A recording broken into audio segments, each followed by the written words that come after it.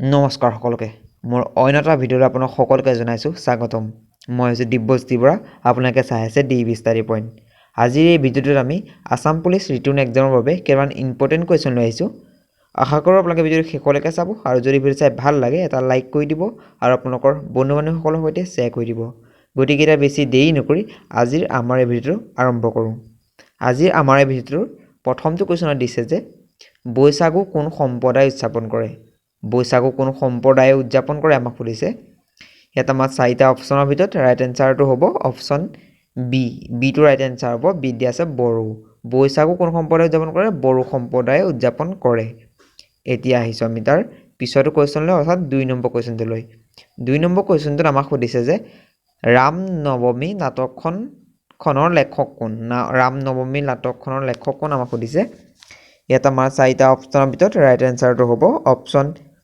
এইটো right answer হ'ব গুণাভিৰাম বৰুৱা ৰাম নৱমী নাটকখন লেখক হৈছে গুণাভিৰাম বৰুৱা এতিয়া আহিছোঁ আমি 3 নম্বৰ কুৱেশ্যনলৈ 3 নম্বৰ কুৱেশ্যনটোত আমাক সুধিছে যে কোনজন আহোম ৰজাৰ শাসনকালত দন্দুৱা-দ্বীপ সংঘটিত হৈছিল কোনজন আহোম ৰজাৰ শাসনকালত দন্দুৱা-দ্বীপ সংঘটিত হৈছিল আমাক সুধিছে ইয়াত আমাৰ চাৰিটা অপশ্যনৰ ভিতৰত ৰাইট এনচাৰ কোনটো হ'ব ৰাইট এনচাৰটো হ'ব অপশ্যন বি বিটো ৰাইট এনচাৰ হ'ব কমলেশ্বৰ সিংহৰ দিন শাসনকালত দন্দুৱা-দ্বীপ সংঘটিত হৈছিল এতিয়া আহিছোঁ আমি 4 নম্বৰ কুৱেশ্যনটোলৈ 4 নম্বৰ কুৱেশ্যনটোত আমাক সুধিছে যে শংকৰদেৱে প্ৰথম ক'ত সত্ৰ প্ৰতিষ্ঠা কৰিছিল আমাক সুধিছে ইয়াত আমাৰ চাৰিটা অপশ্যন দিছে এই অপশ্যন চাৰিটাৰ ভিতৰত ৰাইট এনচাৰটো হ'ব অপশ্যন বি বিটো ৰাইট এনচাৰ হ'ব বৰদোৱা শংকৰদেৱে প্ৰথম বৰদোৱাত সত্ৰ প্ৰতিষ্ঠা কৰিছিল এতিয়া আহিছোঁ আমি তাৰ পিছৰটো কুৱেশ্যনলৈ তাৰ পিছৰটো কুৱেশ্যন আমাক সুধিছে যে বাগৰুম্বা কোন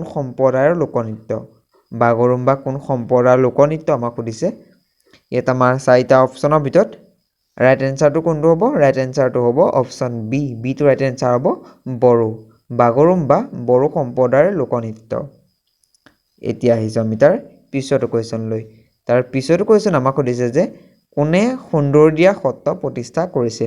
কোনে সুন্দৰীদিয়া সত্ৰ প্ৰতিষ্ঠা কৰিছিল আমাক সুধিছে ইয়াত আমাৰ চাৰিটা অপশ্যন দিছে এই অপশ্যন চাৰিটাৰ ভিতৰত ৰাইট এনচাৰটো হ'ব অপশ্যন এইটো ৰাইট এনচাৰ হ'ব মাধৱদেৱে সুন্দৰীদিয়া সত্ৰ প্ৰতিষ্ঠা কৰিছিল এতিয়া আহিছোঁ আমি তাৰ পিছৰটো কুৱেশ্যনলৈ তাৰ পিছৰটো কুৱেশ্যন আমাক সুধিছে যে কোনে ৰামায়ণ অসমীয়ালৈ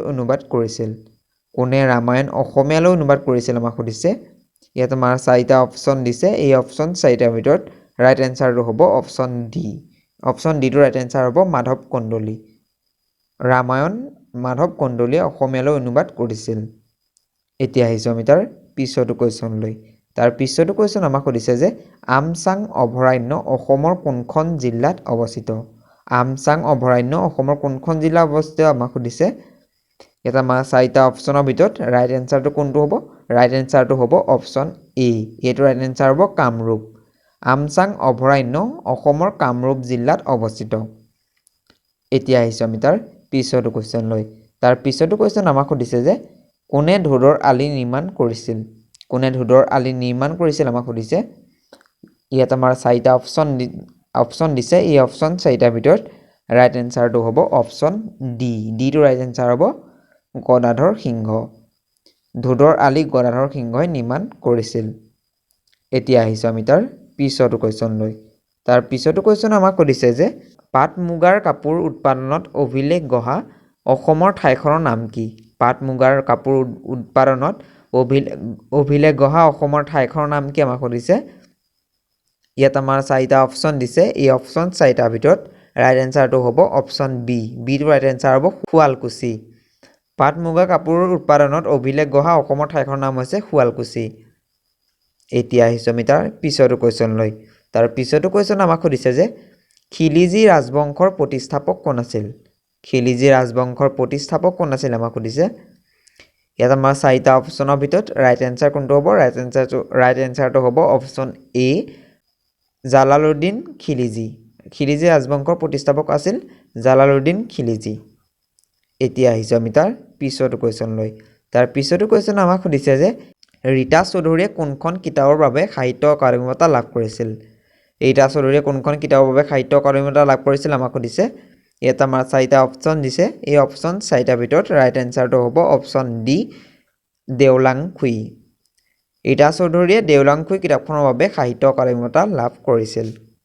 এতিয়া আহিছোঁ আমি তাৰ পিছৰটো কুৱেশ্যন লৈ। তাৰ পিছৰটো কুৱেশ্যন আমাক সুধিছে যে কাগজ কোনখন দেশে আৱিষ্কাৰ কৰিছিল? কাগজ কোনখন দেশে আৱিষ্কাৰ কৰিছিল আমাক সুধিছে। ইয়াত আমাৰ 4টা অপশ্যনৰ ভিতৰত ৰাইট এনচাৰটো কোনটো হ'ব? ৰাইট এনচাৰটো হ'ব অপশ্যন ডি চীন। কাগজ চীন দেশে আৱিষ্কাৰ কৰিছিল। এতিয়া আহিছোঁ আমি তাৰ পিছৰটো কুৱেশ্যন লৈ। তাৰ পিছৰটো কুৱেশ্যন আমাক সুধিছে যে দৈনিক অসমৰ প্ৰতিষ্ঠাপক সম্পাদক কোন আছিল? দৈনিক অসমৰ প্ৰতিষ্ঠাপক সম্পাদক কোন আছিল আমাক সুধিছে। ইয়াত আমাৰ 4টা অপশ্যন দিছে। এই অপশ্যন 4টাৰ ভিতৰত ৰাইট এনচাৰটো হ'ব অপশ্যন বি কীৰ্তিনাথ হাজৰিকা। দৈনিক অসমৰ প্ৰতিষ্ঠাপক সম্পাদক কোন আছিল? কীৰ্তিনাথ হাজৰিকা। এতিয়া আহিছোঁ আমি তাৰ পিছৰটো কুৱেশ্যন লৈ। তাৰ পিছৰটো কুৱেশ্যন আমাক সুধিছে যে কিমান তাৰিখে বিশ্ব জনসংখ্যা দিৱস পালন কৰা হয়? কিমান তাৰিখে বিশ্ব জনসংখ্যা দিৱস পালন কৰা হয় আমাক সুধিছে। ইয়াত আমাৰ 4টা অপশ্যন দিছে। এই অপশ্যন 4টাৰ ভিতৰত ৰাইট এনচাৰটো কোনটো হ'ব? ৰাইট এনচাৰটো হ'ব অপশ্যন ডি। ডিটো ৰাইট এনচাৰ হ'ব। ডিতে আছে 11 জুলাই। বিশ্ব জনসংখ্যা দিৱস 11 জুলাইত পালন কৰা হয়। এতিয়া আহিছোঁ আমি তাৰ পিছৰটো কুৱেশ্যন লৈ।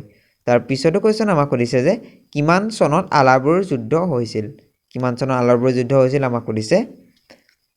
ইয়াত আমাৰ 4টা অপশ্যন দিছে। এই অপশ্যন 4টাৰ ভিতৰত ৰাইট এনচাৰটো হ'ব অপশ্যন ডি। ডিটো ৰাইট এনচাৰ হ'ব 1669 চনত। এতিয়া আহিছোঁ আমি তাৰ পিছৰটো কুৱেশ্যন লৈ। তাৰ পিছৰটো কুৱেশ্যন আমাক সুধিছে যে লতা কটা ৰণ কোনজন আহোম ৰজাৰ দিনত হৈছিল? লতা কটা ৰণ কোনজন আহোম ৰজাৰ দিনত হৈছিল আমাক সুধিছে। ইয়াত আমাৰ 4টা অপশ্যনৰ ভিতৰত ৰাইট এনচাৰটো হ'ব অপশ্যন এ ৰাজেশ্বৰ সিংহ। লতা কটা ৰণ ৰাজেশ্বৰ সিংহৰ দিনত হৈছিল। এতিয়া আহিছোঁ আমি তাৰ পিছৰটো কুৱেশ্যন লৈ। তাৰ পিছৰটো কুৱেশ্যন আমাক সুধিছে যে উষা আলোচনীৰ প্ৰথম সম্পাদক কোন আছিল? উষা আলোচনীৰ প্ৰথম সম্পাদক কোন আছিল আমাক সুধিছে।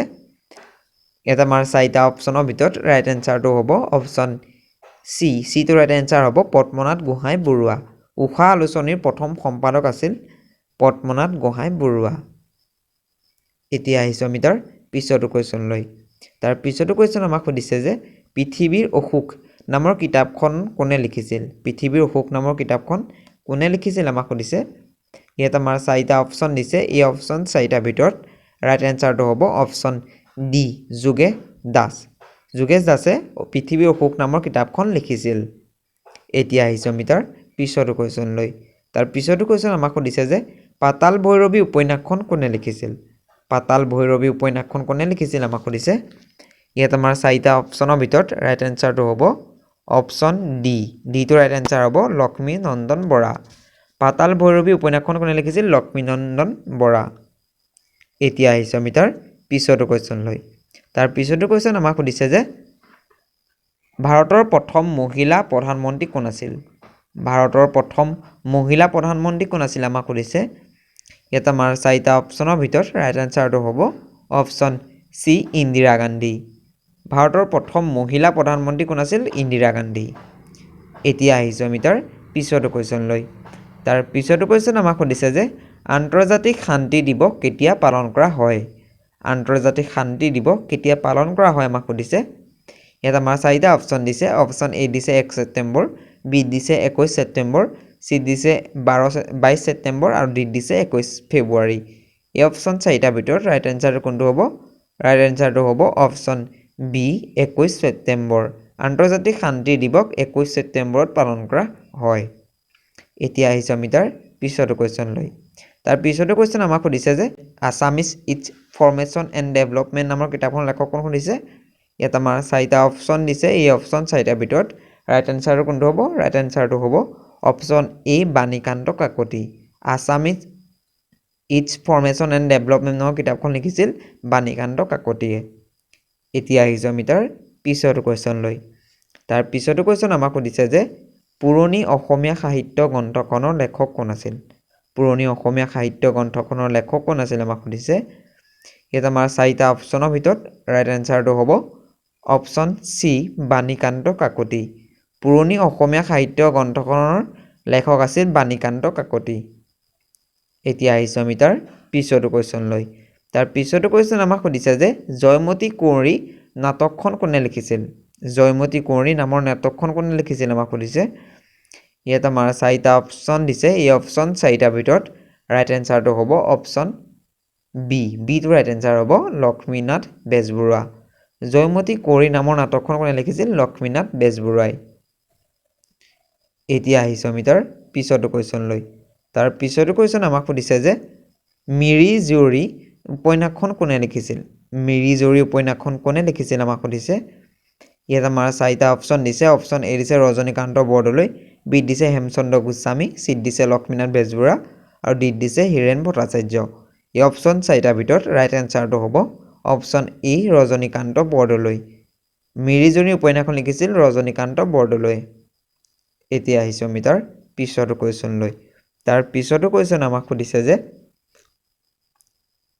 অসমত ভূমি জৰীপ ব্যৱস্থা আৰম্ভ কোনে কৰিছিল অসমত ভূমি জৰীপ ব্যৱস্থাৰ আৰম্ভ কোনে কৰিছিল আমাক সুধিছে ইয়াত আমাৰ চাৰিটা অপশ্যন দিছে এই অপশ্যন চাৰিটাৰ ভিতৰত ৰাইট এনচাৰটো হ'ব অপশ্যন এ গদাধৰ সিংহ অসমত ভূমি জৰীপ ব্যৱস্থাৰ আৰম্ভ কৰিছিল গদাধৰ সিংহই এতিয়া আহিছোঁ আমি তাৰ পিছৰটো কুৱেশ্যনলৈ তাৰ পিছৰটো কুৱেশ্যন আমাক সুধিছে যে 1941 চনত মুক্তিপ্ৰাপ্ত তৃতীয়খন অসমীয়া চলচ্চিত্ৰ মনোমতীৰ পৰিচালক কোন আছিল 1941 চনত মুক্তিপ্ৰাপ্ত তৃতীয়খন অসমীয়া চলচ্চিত্ৰ মনোমতীৰ পৰিচালক কোন আছিল আমাক সুধিছে ইয়াত আমাৰ চাৰিটা অপশ্যন দিছে এই অপশ্যন চাৰিটাৰ ভিতৰত ৰাইট এনচাৰটো হ'ব অপশ্যন বি ৰোহিণী কুমাৰ বৰুৱা 1941 চনত মুক্তিপ্ৰাপ্ত তৃতীয়খন অসমীয়া চলচ্চিত্ৰ মনোমতীৰ পৰিচালক কোন আছিল ৰোহিণী কুমাৰ বৰুৱা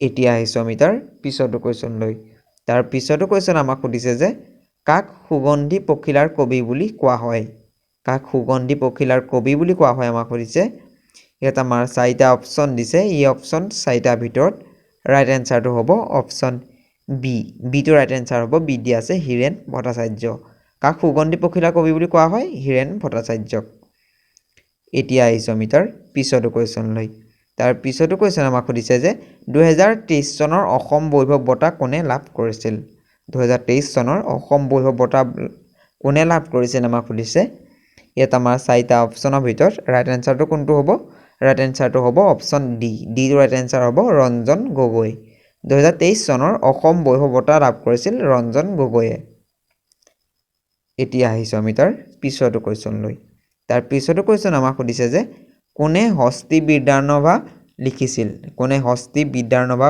লিখিছিল আমাক সুধিছে ইয়াত আমাৰ চাৰিটা অপশ্যন দিছে অপশ্যন এ দিছে শংকৰদেৱ বি দিছে সুকুমাৰ বৰকাইত চি দিছে মাধৱদেৱ আৰু ডি দিছে সূৰ্য কুমাৰ ভূঞা এই অপশ্যন চাৰিটাৰ ভিতৰত ৰাইট এনচাৰ কোনটো হ'ব ৰাইট এনচাৰটো হ'ব অপশ্যন বি সুকুমাৰ বৰকাইত হস্তি বিদ্যাৰ্ণভা লিখিছিল সুকুমাৰ বৰকাইতে এতিয়া আহিছোঁ আমি তাৰ পিছৰটো কুৱেশ্যনলৈ তাৰ পিছৰটো কুৱেশ্যন আমাক সুধিছে যে দেৱকান্ত বৰুৱাৰ একমাত্ৰ কবিতা পুথিখনৰ নাম কি দেৱকান্ত বৰুৱাৰ একমাত্ৰ কবিতা পুথিখনৰ নাম কি আমাক সুধিছে ইয়াত আমাৰ চাৰিটা অপশ্যন দিছে অপশ্যন এ দিছে কেতেকী বি দিছে শাৰদী চি দিছে বনকুঁৱৰী আৰু ডি দিছে সাগৰ দেখিছা এই অপশ্যন চাৰিটাৰ ভিতৰত ৰাইট এনচাৰটো হ'ব অপশ্যন ডিটো ৰাইট এনচাৰ হ'ব সাগৰ দেখিছা দেৱকান্ত বৰুৱাৰ একমাত্ৰ কবিতা পুথিখনৰ নাম কি সুধিলে উত্তৰটো হ'ব সাগৰ দেখিছা এতিয়া আহিছোঁ আমি তাৰ পিছৰটো কুৱেশ্যনলৈ তাৰ পিছৰটো কুৱেশ্যন আমাক সুধিছে যে কোনে চিৰ চেনেহী মোৰ ভাষা জননী গীতটো